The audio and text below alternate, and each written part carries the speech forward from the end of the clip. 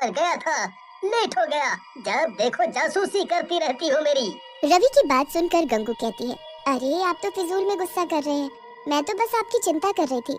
तभी रवि के बच्चे पिंकी और राहुल वहाँ आ जाते हैं और रवि से बोलते हैं, पापा कल हमारा स्कूल पिकनिक पर ले जा रहा है, मैं भी जाऊँ क्या? कहीं नहीं जाना है पिंकी, चुपचाप घर पर बैठो और पढ़ाई करो। वैसे भी हमारे पास पैसे नहीं है। पापा आपके पास तो कभी पैसे नहीं रहते, एक छोटी सी फरमाइश की है हमने, आप वो भी पूरा नहीं कर सकते? राहुल की बात सुनकर रवि को गुस्सा आ जाता है और वो रवि को जोर से थप्पड़ मार देता है। ये देख गंगू भी गुस्से में आ जाती है और रवि को धक्का देते हुए बोलती है, तुम्हें जरा सी भी अकल नहीं है क्या? अगर तुम अच्छा नहीं कमा पाते हो तो इसमें इन बच्चों की क्या गलती है?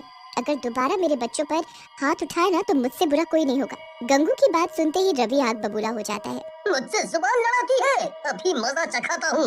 लेकिन रवि गुस्से में गंगू को कुछ ज्यादा ही मार देता है, जिसकी वजह से गंगू बेहोश हो जाती है और मर जाती है। ये देख राहुल बोलता है,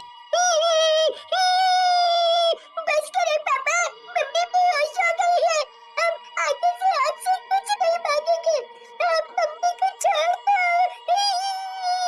राहुल और पिंकी की बात सुनकर रवि रुक जाता है और नीचे गिरी गंगू के पास जाता है और उसे देखता है, लेकिन गंगू मर चुकी होती है। ये देख रवि डर जाता है।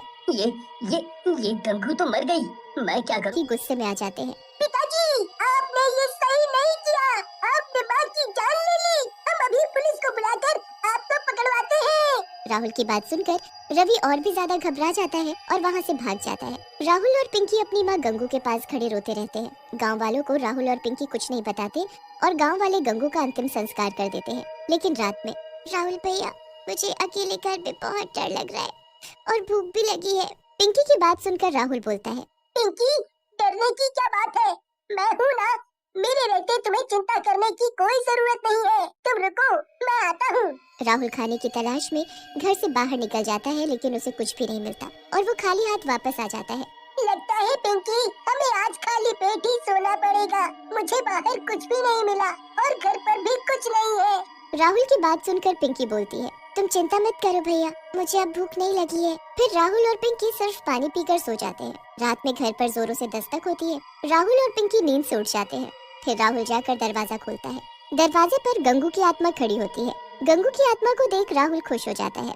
गंगू की आत्मा घर के अंदर आ जाती है। पिंकी भी अपनी माँ की आत्मा को देखकर खुश हो जाती है और गंगू की आत्मा से लिपट जाती है। गंगू की आत्मा भी अपने बच्चों को देखकर रोने लगती है और बोलती है, सही कहा मेरे बच्चों, मैं तुम्हें छोड़कर कहीं नहीं जा पाई और देखो भगवान ने भी मुझे वापस भेज दिया है तुम्हारे पास। फिर गंगू अपने पास से राहुल और पिंकी को रोटी देती है। दोनों भरपेट खाते हैं और सो जाते हैं। अगली सुबह गंगू राहुल और पिंकी को लेकर दूसरे गांव में चली जाती है और रूप बदलकर अंडे की रेडी लगाने लगती है। मैं उस गांव से तो बाहर आ गई हूँ भगवान, ताकि मुझे कोई पहचान न सके। हे भगवान मेरी मदद करना ताकि मैं अपने बच्चों को अच्छे से रख पाऊँ। फिर गंगू रोज अंडे की रेडी लगाती और अंडे और ऑमलेट बना बना कर बेचती। उसके ऑमलेट और अंडे बहुत ही ज्यादा स्वादिष्ट होते, जिसकी वजह से दूर दूर से लोग उसके पास आने लगे। गंगू बहन, तुम जो ऑमलेट बनाती हो बहुत ही स्वादिष्ट होता है, मैंने उतना बढ़िया ऑमलेट कभी नहीं खाया। हाँ। गाँव वाले की बात सुनकर गंगू की आत्मा बोलती है, सही में भैया, लेकिन मेरे पति को तो मेरे हाथ का खाना पसंद नहीं है। अच्छा बहन, माफ करना, आपके पति को फिर कुछ नहीं आता जाता, उसे नहीं पता स्वाद का। हाँ। जैसे जैसे समय बीतने लगा गंगू की कमाई बढ़ने लगी और राहुल और पिंकी भी खूब खुश रहने लगे। लेकिन शायद उनकी किस्मत में ज्यादा दिन खुश होना नहीं लिखा था। गंगू से जलने वाले भी बहुत हो गए थे। एक दिन राणा नाम का दूसरा रेडी वाला अपने दोस्त काला से बोलता है, जब से ये गंगू यहाँ रेडी लगाने लगी है तब से हमारी बिक्री बंद हो गई है, पता नहीं मैं का प्लान बनाते हैं और एक आदमी को गंगू को मारने के लिए बुलाते हैं। वो आदमी कोई और नहीं बल्कि रवि होता है, जो कि एक गुंडा बन चुका होता है। तुम दोनों चिंता मत करो, उस अंडे वाली की मैं भुर्जी बना दूंगा, भुर्जी। बस तुम दोनों बताओ कि वो कहाँ मिलेगी। फिर रवि काला और राणा की बताई जगह पर गंगू की रेडी के पास पहुँच जाता है और गंगू को पीछे खड़े होकर बोलता है, ए औरत, तूने मेरे दोस्तों का काम चौपट कर रखा है, आज तेरा आखिरी दिन है, आज के बाद तू कोई भी रेडी नहीं लगा पाएगी। रवि की बात सुनकर गंगू की आत्मा पलटती है। रवि गंगू को देखकर हैरान रह जाता है और डरते हुए बोलता है, गंगू, तू तू तू जिंदा कैसे हो गई? मैंने तो तुझे अपने हाथों से मारा था। रवि की बात सुनकर गंगू हंसने लगती है और बोलती है, तेरी मौत मेरे ही हाथों लिखी है, इसलिए शायद भगवान ने मुझे वापस भेजा है और मैं गंगू नहीं उसकी आत्मा हूँ, समझा। तभी गंगू अपने डरावने चुड़ैल के रूप में आ जाती है और रवि को गर्दन से पकड़कर उठा लेती है। रवि दर्द और दम घुटने की वजह से तड़पने लगता है। छोड़ दे मुझे गंगू, जाने दे, माफ कर दे, मैं कभी ऐसा नहीं करूँगा, माफ कर दे। इनको मत मारो, इनके खून से अपने हाथ मत रंगो, हम दोनों यही चाहते हैं।